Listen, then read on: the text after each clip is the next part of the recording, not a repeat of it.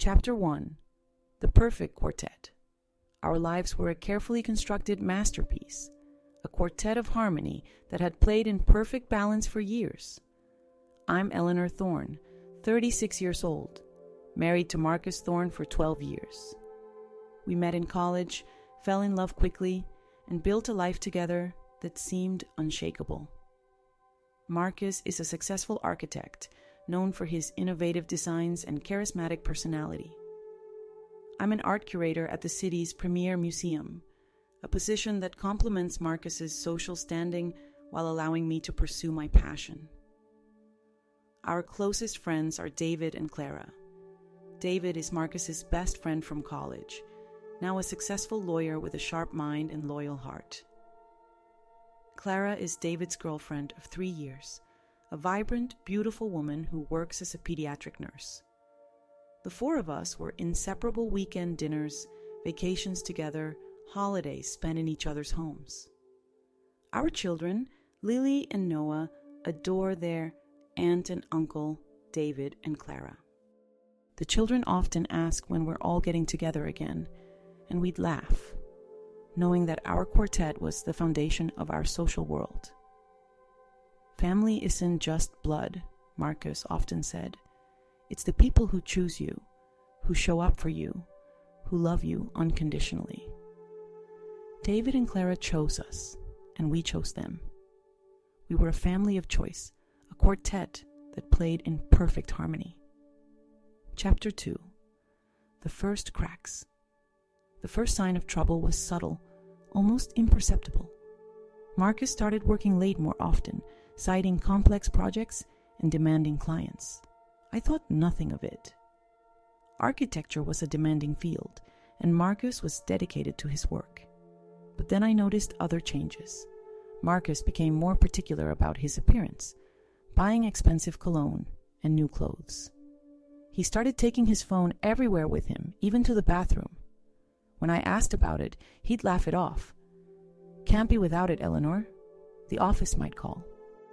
The real concern began when Marcus started canceling our plans with David and Clara. "Something came up at work," he'd say, or "I have a deadline I can't miss." David seemed understanding, but I saw the hurt in his eyes. Clara would cover for Marcus, saying, "He's under so much pressure. We should give him space." I wanted to believe everything was fine, but a knot of unease began to form in my stomach. Something was changing, and I couldn't quite put my finger on what. Chapter 3. The Discovery. The truth came crashing down on a Tuesday evening. I came home early from work, planning to surprise Marcus with dinner. As I walked through the door, I heard voices from the study. Marcus and someone else. I stopped listening. The voice was familiar, but it took me a moment to place it. Clara. "I've missed you," she said, her voice soft and intimate. "I've missed you too," Marcus replied. "These past weeks without you have been torture." My blood ran cold. I stood frozen in the hallway, unable to move, unable to breathe. Marcus and Clara, our friends, the people we trusted most in the world? "We need to be careful," Clara said. "David suspects something. He asked me about us last night." "David doesn't know anything," Marcus insisted. "He's just being paranoid. We're being careful." The words hung in the air, each one a knife twisting in my heart. Marcus and Clara were having an affair. They were betraying David, betraying me, betraying our friendship. I must have made a sound because Marcus suddenly appeared in the hallway, his face pale. "Eleanor, you're home early." I looked at him, at the man I had loved for 12 years, the father of my children, my best friend's best friend. "How long?" I asked, my voice surprisingly steady. Marcus looked down, unable to meet my eyes. 6 months. 6 months. Half a year of lies, of deception, of betrayal. The knot in my stomach tightened, and I felt physically ill. Chapter 4. The Confrontation. The children were at their grandparents' house, giving me the space to confront Marcus without worrying about them. We sat in the living room, the silence between us thick with unspoken accusations. "How could you?" I finally asked, my voice trembling with rage. "How could you betray me? How could you betray David? He's your best friend." Marcus looked up, his eyes filled with shame. "It just happened, Eleanor. Clara and I. We connected. We understand each other in ways no one else does." "Understand each other?" I laughed, the sound harsh and broken. "You mean you understand how to betray your wife and your best friend? How to destroy 2 families, 2 friendships?" "It's not like that," Marcus insisted. "We never meant to hurt anyone. But we fell in love, Eleanor. We couldn't help it." "Fell in love?" I stood up, my anger finally breaking through. "You fell in love with your best friend's girlfriend? That's not love, Marcus. That's selfishness. That's betrayal. That's destruction." Marcus reached for my hand, but I pulled away. "Don't touch me. You don't get to touch me anymore. You need to leave tonight." "Please, Eleanor," Marcus pleaded. "We can work this out. We can go to counseling." "There's nothing to work out," I interrupted. "You made your choice. Now you need to live with the consequences.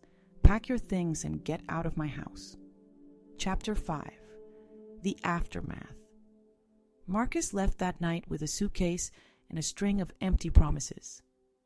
The next days were a blur of legal consultations, emotional breakdowns, and practical arrangements. I met with a divorce lawyer, Margaret Chen, a sharp, compassionate woman who specialized in high-asset divorces. The news spread quickly through our social circle. Friends called, offering support and sympathy. But the most difficult conversation was with David. When I told him about Marcus and Clara, his face went pale, then red with anger. "How could they?" he asked, his voice breaking. "How could they do this to us?" "I don't know, David," I replied, my own heart breaking for him. "I'm so sorry." David left, his shoulders slumped in defeat. The next day, I heard that Clara had moved out of their shared apartment. The betrayal had destroyed not just my marriage, but David and Clara's relationship as well. Chapter 6. The children's pain. The most difficult part was telling the children. Lily, 10, and Noah, 7, adored David and Clara. They saw them as family, as aunt and uncle. I sat them down in the living room, my heart heavy with the knowledge that I was about to shatter their world. "Kids," I began, my voice trembling slightly. "Something has happened. Daddy and I are getting a divorce." Lily's eyes widened. "Why? Did you and Daddy stop loving each other?" "It's complicated, sweetie," I said. "Sometimes adults grow apart and can't live together anymore." Noah started to cry. "But I want Daddy to live here!" I pulled him into my lap, holding him close. "Daddy still loves you, Noah, but Mommy and Daddy can't live together anymore. We'll both still love you, but we'll live in different houses." "What about Uncle David and Aunt Clara?" Lily asked, her voice small. I took a deep breath. "Uncle David and Aunt Clara are having problems too. They won't be living together either." The children cried, confused and heartbroken. I held them, my own tears falling, feeling like I was destroying their world. Chapter 7. The Legal Battle. The divorce proceedings were brutal. Marcus, through his lawyer, contested the division of assets, claiming his income was essential to maintaining the children's lifestyle. He fought for custody, arguing that my job required irregular hours and travel. Margaret was formidable. She presented evidence of Marcus's affair, his absences from home, his focus on his career over his family. She highlighted my stability, my involvement in the children's lives, the home I had maintained for 12 years. The breaking point came during mediation. Marcus sat across the table from me, his eyes red-rimmed. "Eleanor," Please. The children need their father. I made a mistake, but I'm trying to make things right. A mistake? I replied, my voice trembling with rage. You had a months-long affair with our friend's girlfriend, lied to me repeatedly, and only stopped because you got caught. That's not a mistake, Marcus. That's a pattern of deception that shows your true character. The mediator intervened, but the damage was done. Marcus's lawyer proposed a settlement that would leave me financially secure. I signed the papers with a steady hand, feeling nothing but relief when it was over. Chapter 8. David's Descent. While I focused on rebuilding my life and the children's sense of security, David was falling apart. The betrayal had shattered him, destroying not just his relationship with Clara, but his trust in people, his faith in friendship. He started drinking heavily, missing work, neglecting his responsibilities. His law firm put him on leave, suggesting he seek help for his alcoholism. I reached out to him, inviting him for dinner, offering support. But David was lost in his pain, his anger, his betrayal.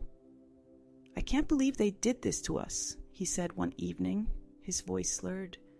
We were supposed to be friends, family. I know, David, I replied, my heart aching for him. I'm so sorry. I can't forgive them, David said, his eyes filled with tears. I can't forgive either of them. I understood his pain, his anger. The betrayal had destroyed me too, but I had chosen to heal, to move forward. David was still stuck in the pain, the anger, the betrayal. Chapter 9. Clara's Apology. 3 months after the divorce was finalized, Clara called me. Eleanor, can we talk? She asked, her voice tentative. I hesitated, then agreed to meet her at a neutral location, a quiet cafe near the museum. Clara looked terrible thin, with dark circles under her eyes, the vibrant beauty I remembered dimmed by sorrow and regret. I wanted to apologize, she said, her voice barely above a whisper, for everything. For betraying you, for betraying David, for destroying our friendship. I studied her face, searching for sincerity. Why did you do it, Clara? Why would you betray David like that? Clara looked down, her hands twisting in her lap. I don't know. Marcus was charming, attentive. David was always so busy with work. I felt neglected, lonely. Marcus made me feel seen, desired. But it was selfish, Eleanor. Terribly selfish. Did you love him? I asked quietly. Clara shook her head. I don't think so. I think I loved how he made me feel. But that's not love. That's ego, need, loneliness. And it destroyed everything. Chapter 10. The New Beginning.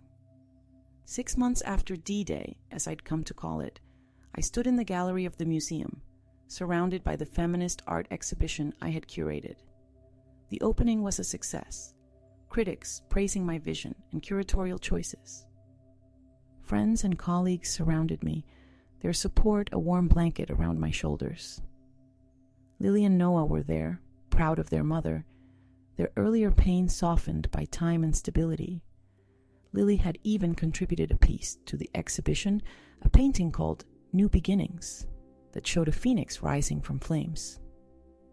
As I looked around the room, at the art, at the people who had supported me through the darkest time of my life, I felt a sense of peace I hadn't known in years.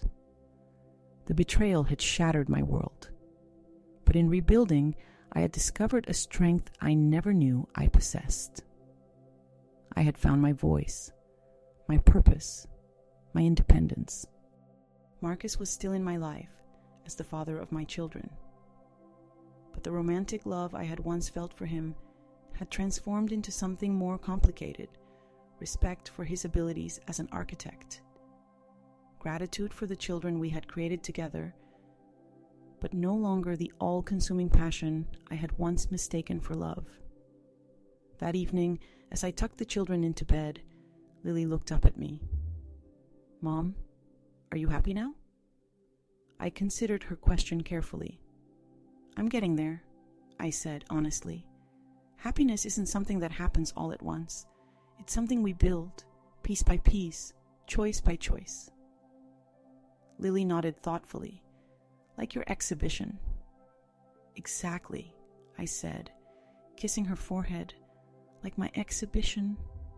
As I turned out the light, I thought about the journey that had brought me to this moment through betrayal and heartbreak, through anger and grief, to this place of rebuilding and hope.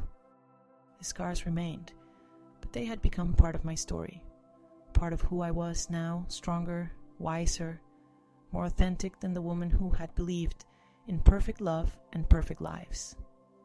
And that, I realized, was more than enough. Chapter 11. The exhibition's success. The feminist art exhibition exceeded all expectations. It drew record crowds to the museum, was featured in major art publications, and even caught the attention of the National Arts Council. I received invitations to speak at conferences and universities, sharing my curatorial vision and the stories behind the pieces I had selected. One afternoon, I received a call from the director of the Metropolitan Museum of Art. They were planning a major exhibition on women artists and wanted me to consult on the project. "Your work at the museum has been groundbreaking," the director said. "We'd be honored to have your expertise." The opportunity was thrilling, a chance to work at one of the world's most prestigious museums, to collaborate with curators and artists I had long admired. It was also a chance to prove to myself that I could succeed on my own terms, that my career was not merely an appendage to Marcus's. I accepted immediately, throwing myself into the project with renewed passion. The work was demanding long hours, extensive research, constant collaboration, but it was also exhilarating. For the first time in years, I felt fully alive, fully myself. Chapter 12. David's recovery. While my career flourished, David continued to struggle. His alcoholism worsened, and his law firm gave him an ultimatum: get help or lose his job. David called me one evening, his voice slurred but determined. "I need help, Eleanor. I can't do this alone." I met him the next day at a treatment center. David looked terrible thin, with tremors in his hands, his eyes red-rimmed. "I've hit rock bottom," he said, his voice cracking. "I need to get better. For myself, for Clara, for everyone I've hurt." I supported his decision to enter treatment, visiting him regularly, offering encouragement. It was a long, difficult journey, but David was determined. He went through detox, then therapy, then outpatient care. 6 months later, David was sober, working again, and rebuilding his life. He and Clara had started talking again, exploring whether they could rebuild their relationship. "Thank you for not giving up on me," David said one evening, his eyes clear and focused. "You could have turned your back on me after everything." "We're friends, David," I replied. "Friends don't give up on each other." Chapter 13. Clara's journey. Clara's journey was equally difficult. After the affair, she had lost everything. David, her job. She had been fired from the hospital, her reputation, her friends. She moved to a small apartment, took a job as a receptionist, and started therapy. "I was so selfish," she told me during one of our conversations. "I thought only about myself, my needs, my feelings. I didn't think about David, about you, about the children, about the damage I was causing." Clara's therapy focused on understanding her choices, her patterns, her insecurities. She learned to identify her need for attention, her fear of abandonment, her tendency to seek validation from men rather than herself. "It's hard to look at the person I was," Clara said, "so selfish, so destructive.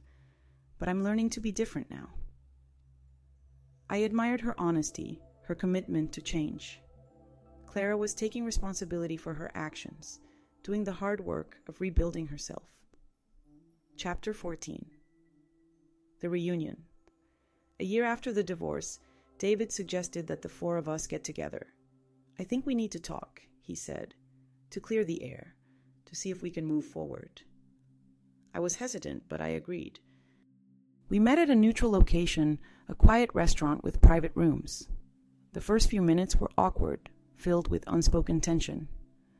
Marcus and Clara looked uncomfortable, David was nervous, and I was uncertain about the wisdom of this meeting. David broke the silence. "I want to apologize," he said, looking at Marcus and Clara. "I was angry for a long time. I hated you both for what you did. But I've been working on forgiveness, and I want to move forward." Marcus nodded. "I deserve your anger, David. I was wrong. I betrayed your friendship, my marriage. I'm sorry." Clara added, "I'm sorry too, for everything, for hurting you, for hurting Eleanor, for destroying our friendship." I looked at them, at the three people who had been my closest friends, who had betrayed me in the most painful way possible. "I forgive you," I said, surprising myself. "Not for what you did, but for the people you're becoming." Chapter 15. The New Relationship. Through my work on the Met exhibition, I met Michael Chen, a brilliant art historian with a sharp mind and a gentle spirit. We collaborated on several aspects of the exhibition, finding an easy intellectual compatibility that gradually evolved into something more. Michael was different from Marcus in every way, thoughtful where Marcus had been impulsive, collaborative where Marcus had been autocratic, emotionally available where Marcus had been distant. He admired my career, respected my intelligence, and seemed genuinely interested in our thoughts and feelings. Our relationship developed slowly, intentionally. We spent hours talking about art, about our shared passion for bringing cultural understanding to the world. He met Lily and Noah, treating them with kindness and respect, never trying to replace their father, but simply adding another caring adult to their lives. 6 months after we met, Michael took me to a small gallery in Chelsea. As we looked at the paintings, he turned to me, his expression serious. "Eleanor, I've fallen in love with you. I know you've been through so much, and I don't expect anything, but I needed you to know how I feel." Tears welled in my eyes. "I love you too, Michael," I whispered. I was afraid to admit it, even to myself. He took my hand, his touch warm and reassuring. "We can take this as slowly as you need. There's no rush." In that moment, I felt something I hadn't felt in years. Hope, not just for my career or my children, but for my own heart, for the possibility of love rebuilt on a foundation of honesty and mutual respect. Chapter 16. The Co-Parenting Challenge. Marcus's relationship with the children had stabilized. He saw them regularly, was involved in their lives, and provided financial support. His relationship with Michael was respectful, though not close. One afternoon, Noah came home from a visit with Marcus in tears. "Daddy said you and Michael are getting married," he said, his voice trembling. "Is that true?" I looked at Michael, who nodded encouragingly. "It's true," I said, taking Noah's hand. "Michael and I love each other, and we're talking about getting married someday." Noah's face crumpled. "But I want you and Daddy to get back together." I held him close, my heart aching for my little boy. "Daddy and I are friends now, Noah. We love you very much, but we're not going to get back together. Michael is part of our family now, and we love him too." It was a difficult conversation, but necessary. The children needed to understand that our family was changing, that Marcus and I would not be reconciling, that Michael was becoming part of our lives. Chapter 17. The Professional Triumph. The Metropolitan Museum exhibition was a resounding success. Critics praised its bold vision and scholarly rigor, and attendance broke records for the museum. I received invitations to speak at conferences around the country, sharing my insights on feminist art and the importance of women's voices in the art world. One evening, after a successful talk at a university in Boston, I received a call from the director of the Guggenheim Museum. They were planning a major retrospective on a pioneering female artist and wanted me to curate the exhibition. It would be a 3-year commitment, the director explained.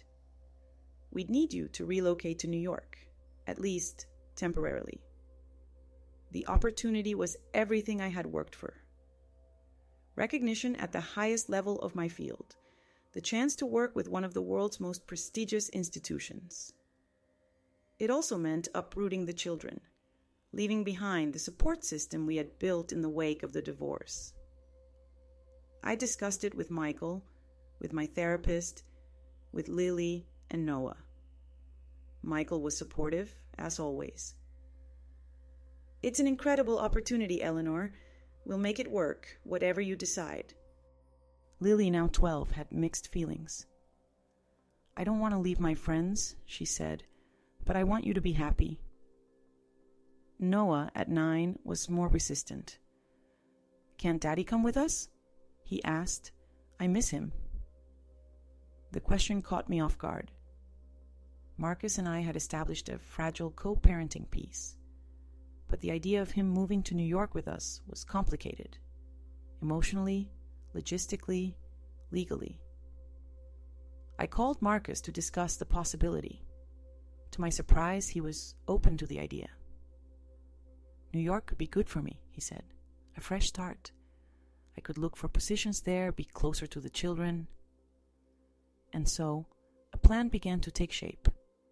A new beginning for all of us, in the city that never sleeps, with the ghosts of our past slowly receding in the rearview mirror. Chapter 18. The New York chapter.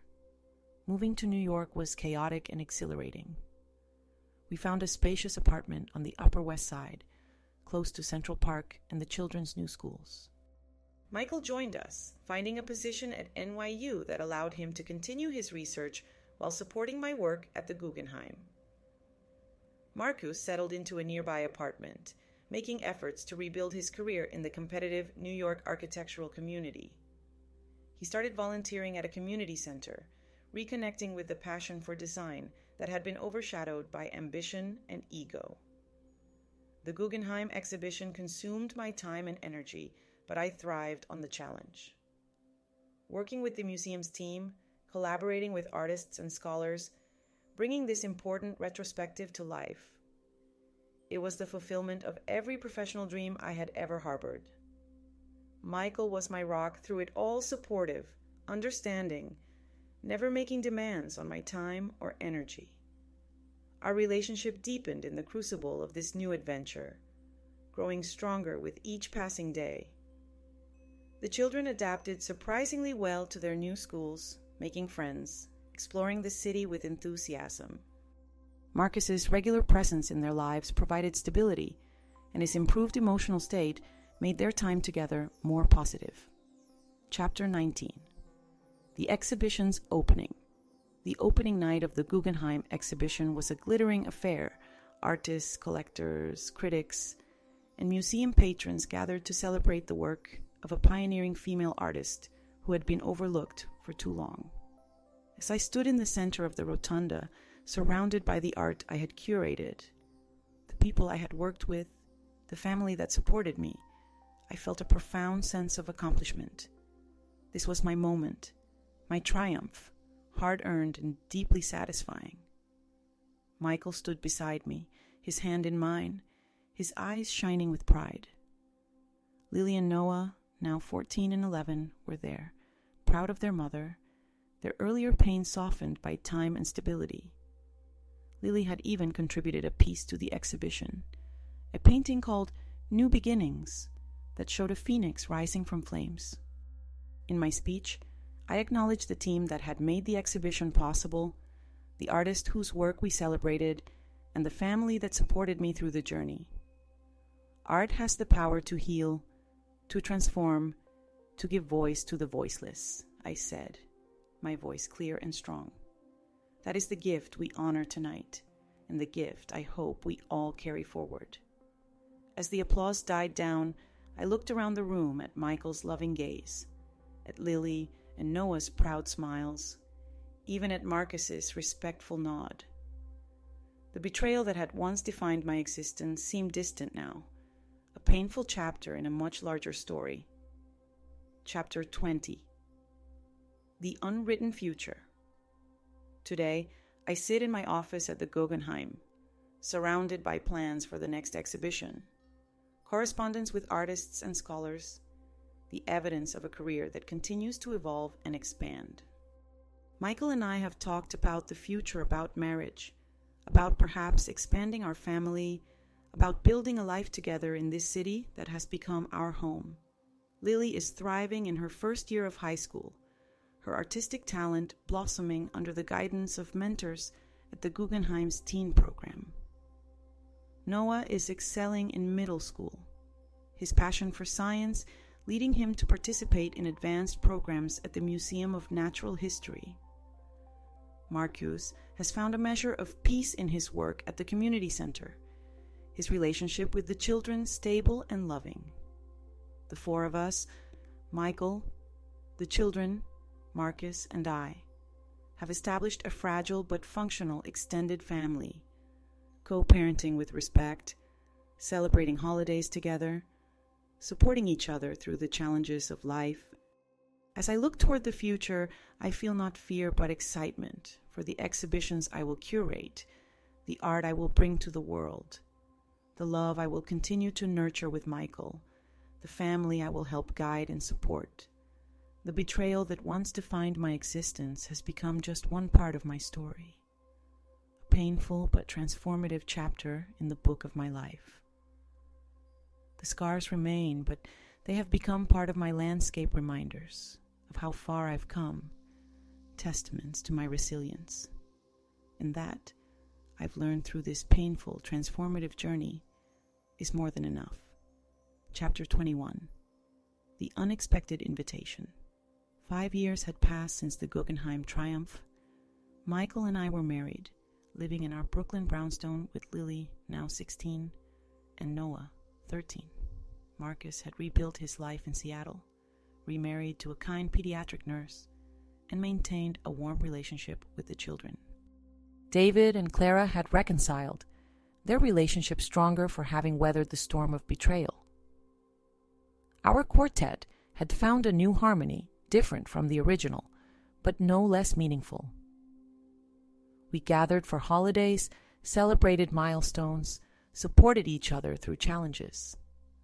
The betrayal that had once shattered our world had become a painful but transformative chapter in our shared history. The invitation arrived on a Tuesday morning, delivered by a courier to the museum. It was from Clara, inviting me to lunch at a quiet restaurant in the West Village. I have something important to discuss, she had written. About all of us. I called Michael before responding. "Do you think I should go?" I asked, showing him the invitation. Michael considered it. "Clara has changed a lot over the years. If she says it's important, I trust her judgment. But I'll go with you if you want me to." I decided to go alone, curious about what Clara wanted to discuss. Chapter 22. The Revelation. Clara was waiting at the restaurant, looking elegant and composed, very different from the guilt-ridden woman I had known 5 years ago. "Thank you for coming," she said, gesturing for me to sit. "I know this is unexpected." I ordered a drink, studying her. "What did you want to discuss?" Clara took a deep breath. "I'm pregnant, Eleanor, 4 months along." My surprise must have shown on my face. "Congratulations," I said, meaning it. "That's wonderful news." "Thank you," Clara replied. "But that's not why I asked you to meet me. I wanted to tell you in person, before I tell David and Marcus." I looked at her, confused. "Why would you need to tell them before you tell them?" Clara's hands trembled slightly, as she placed them on the table. Because there's a possibility, a small possibility, that the baby might be Marcus's. I froze, my drink halfway to my lips. What? Clara looked down, unable to meet my eyes. David and I have been trying to have a baby for 2 years. We've done fertility treatments, but nothing has worked. The doctors say there's a chance David may be infertile. I stared at her, the implications slowly dawning.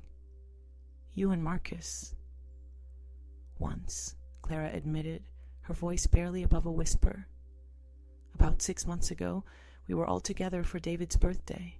We all had too much to drink. Marcus and I were talking about the past, about how much we'd hurt everyone. One thing led to another. I felt sick to my stomach. After all this time, after all the healing, they had betrayed David again. Does David know? I asked, my voice cold. Clara shook her head. No one knows. I'm not even sure if the baby is Marcus's. But there's a chance. And I felt you deserved to know before I told anyone else. Chapter 23. The Confession. I left the restaurant in a daze, Clara's words echoing in my mind. There's a chance the baby might be Marcus's. The betrayal, the audacity of it, after everything that had happened, was staggering. That evening, I told Michael everything. I watched his face shift from shock to anger to concern. What are you going to do? He asked, taking my hand. I don't know, I admitted. Part of me wants to tell David immediately. Another part of me wants to protect him from more pain. Michael was quiet for a moment. If Clara is telling the truth, David deserves to know. But he deserves to hear it from Clara, not from you. I knew he was right, but I also knew this news would destroy David, possibly destroy his relationship with Clara for good. Chapter 24. The Confrontation. The next day, I met Clara again, this time in Central Park, away from prying eyes. You need to tell David, I said without preamble. You need to tell him about the baby, about the possibility that it might be Marcus's. Clara nodded, tears welling in her eyes. I know. I'm scared, Eleanor. I'm scared of losing him. Xiaoming, keeping this secret will only make things worse, I said, my voice softening. If he finds out later, he'll feel betrayed all over again. He needs to hear it from you now. Clara nodded again. Will you be with me when I tell him? I agreed, though I dreaded the conversation. I didn't want to witness David's pain, but I knew Clara needed support. Chapter 25. The fallout. David's reaction was worse than I had imagined. When Clara told him, he didn't say anything at first. He just stared at her, his face pale, his body rigid. Once? He finally asked, his voice dangerously quiet. Once? After everything we went through, after I forgave you, after we rebuilt, you slept with him again? It wasn't like that, Clara pleaded. It was a mistake. We were drunk. We were talking about the past. One thing led to another. Don't you dare, David interrupted, his voice rising. Don't you dare make excuses. You knew exactly what you were doing. You chose to betray me again. David, please, Clara cried. I love you. I want to have a family with you. Then you shouldn't have slept with my best friend, David shouted. Again! The argument escalated from there. David accused Clara of never truly loving him, of always putting her needs first. Clara accused David of being unforgiving, of holding the past against her.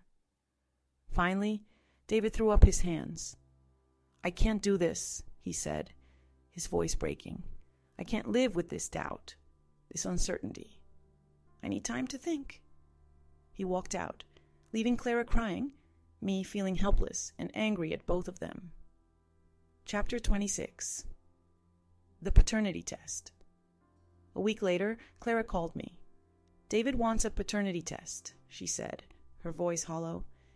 He says he can't move forward without knowing. I understood. David needed certainty, one way or the other. I'll go with you, I said, for support. The test was a simple procedure, but the waiting was excruciating. 2 weeks of uncertainty, of David's cold distance, of Clara's anxiety. When the results came, they were definitive. David was the father. Clara called me, her voice trembling. It's David's. What do I do now? I don't know, Clara, I replied. That's between you and David. Chapter 27. David's decision. David's decision was swift and final. I can't do it, he told me when we met for coffee. I can't raise another man's child. I can't live with the constant reminder of her betrayal. I tried to reason with him. David, Clara made a mistake, but she loves you. The baby is innocent in all this. David shook his head. The baby may be innocent, but Clara's not. She chose to betray me again. I can't live with that. I can't raise a child that will always remind me of her betrayal. I understood his pain, his anger, his inability to move past this second betrayal. But I also saw the pain it was causing Clara, who was now pregnant with a child she desperately wanted. Have you considered counseling? I asked. Maybe you can work through this with a therapist. David shook his head. I've tried counseling. I've tried forgiveness, but this is too much. I'm done, Eleanor. I'm done with Clara. Chapter 28. The Breakup. David and Clara separated 2 weeks later. It was a messy, painful process, filled with accusations and tears. David moved out of their shared apartment, leaving Clara alone and pregnant. I tried to support Clara, but she was devastated. I've lost everything, she cried one evening. David, my career, my home. Now I'm going to be a single mother to a child whose father wants nothing to do with him. I held her, my heart aching for her. You haven't lost everything, Clara. You have the baby. You have your health. You have friends who care about you. Clara looked at me, her eyes filled with tears. But I've lost David, and I love him. Talmud chapter 29, Marcus's reaction. When I told Marcus about the baby, his reaction was complicated. He was shocked, then guilty, then concerned. Does David know? He asked. I nodded. He knows. He's decided he can't be part of the baby's life. Marcus looked troubled. That's harsh. The baby is innocent. I know, I replied, but David is hurt. He feels betrayed all over again. Marcus was quiet for a moment. I need to talk to Clara, he finally said. I need to know what she wants. I arranged a meeting between Marcus and Clara. They met in a neutral location, with me present for support. I want to be part of the baby's life, Marcus said. Regardless of whether it's mine, I want to be involved. Clara looked at him, her eyes wide with surprise. Really? Even after everything? Marcus nodded. The baby is innocent in all this, and I want to be a father to my child, if it is mine. But even if it's not, I want to be part of its life. Tears streamed down Clara's face. I'd like that, she whispered. I'd like that very much. Chapter 30. The birth. 8 months later, Clara gave birth to a beautiful baby boy, Leo. The paternity test confirmed that Marcus was the father. Marcus was there for the birth, holding Clara's hand, welcoming his son into the world. David, after much soul-searching, had decided to be part of Leo's life, though he and Clara had not reconciled. I visited Clara in the hospital, holding baby Leo, marveling at his tiny fingers, his perfect little face. He's beautiful, I said, handing him back to Clara. Clara smiled, her eyes filled with love. He looks like Marcus. I nodded. He has Marcus's eyes. Chapter 31. the new normal. Leo changed everything. Marcus was a devoted father, spending as much time as possible with his son. He and Clara found a way to co-parent, putting Leo's needs first, despite their complicated history. David, after much therapy, had found a way to be part of Leo's life too. He visited regularly, bringing gifts, holding the baby, reading to him. He had even started dating again, slowly, carefully. The four of us, Michael, me, Marcus, Clara, and now David, had established a new normal.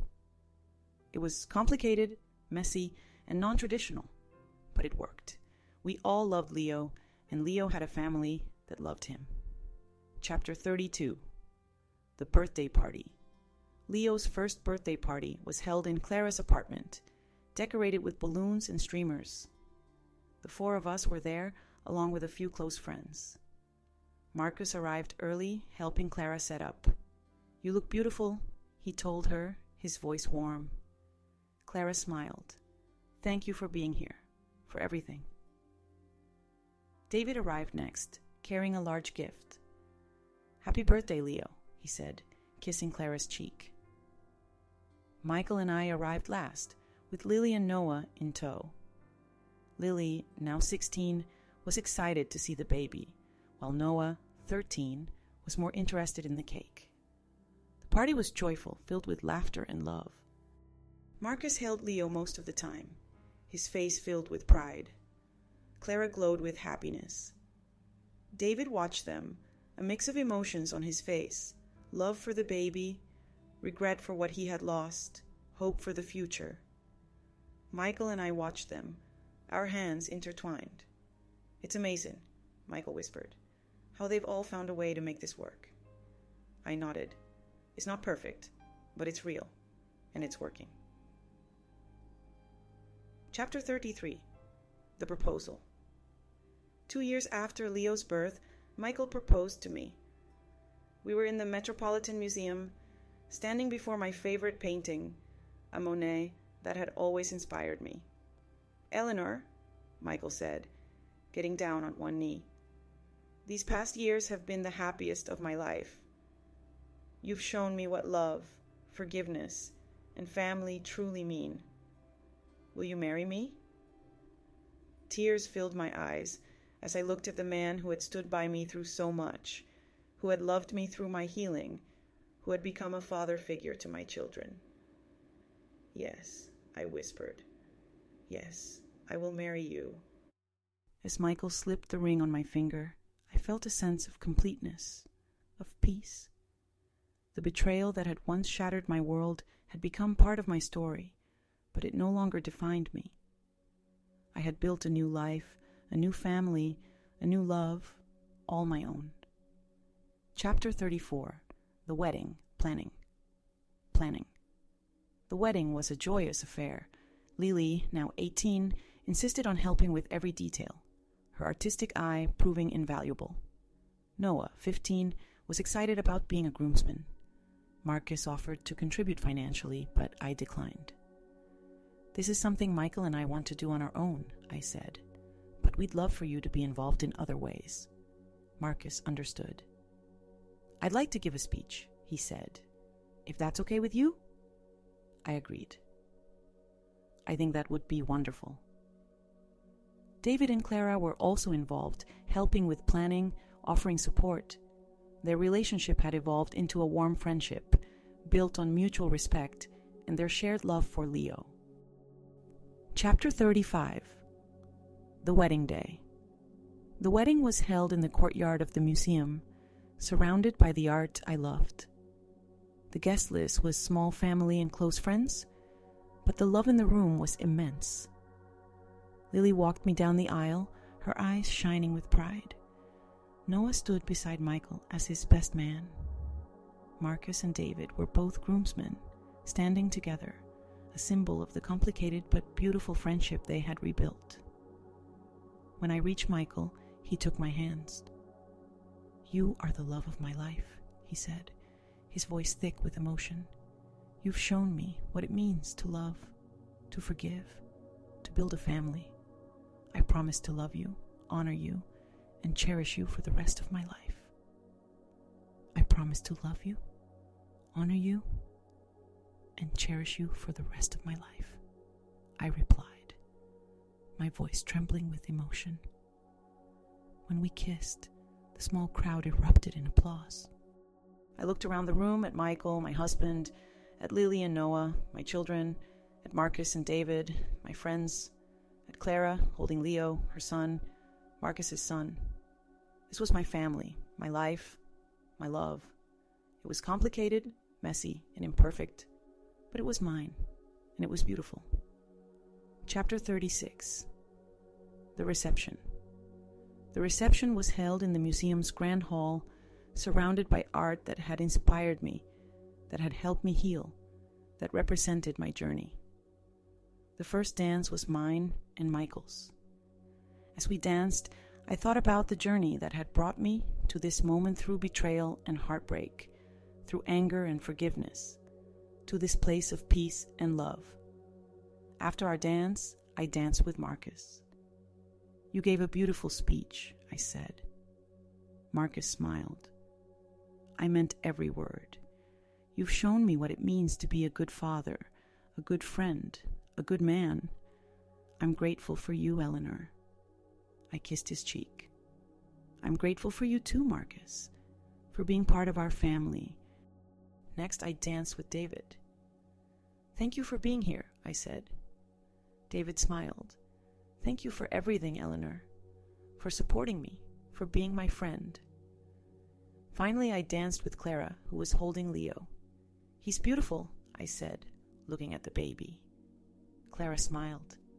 He looks like Marcus, but he has your eyes. Chapter 37. The future unfolds. 5 years have passed since the wedding. Michael and I have built a life together filled with love, art, and family. Lily is in college studying art history. Noah is in high school, passionate about science. Marcus and Clara are together, raising Leo together.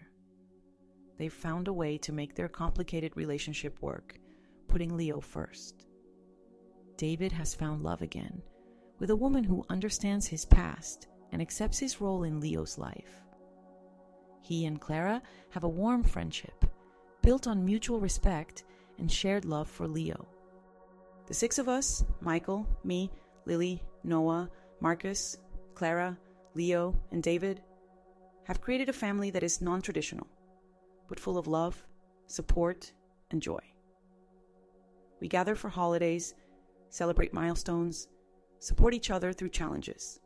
It's complicated, messy, and sometimes difficult, but it works. It works because we've all learned from the past, because we've chosen forgiveness, because we've put love first. Final reflections. As I sit in my study, looking at photos of our family, I think about the journey that has brought me to this moment. The betrayal that once shattered my world has become a distant memory, a painful but transformative chapter in my life. I've learned that love is complicated, that forgiveness is a choice, that family is what you make it. I've learned that people can change, that relationships can evolve, that healing is possible even after the deepest betrayal. The scars remain, but they don't define me. They are part of my story, part of who I am, a woman who has known betrayal, who has known pain, who has known love, and who has chosen to build a life filled with love, forgiveness, and joy.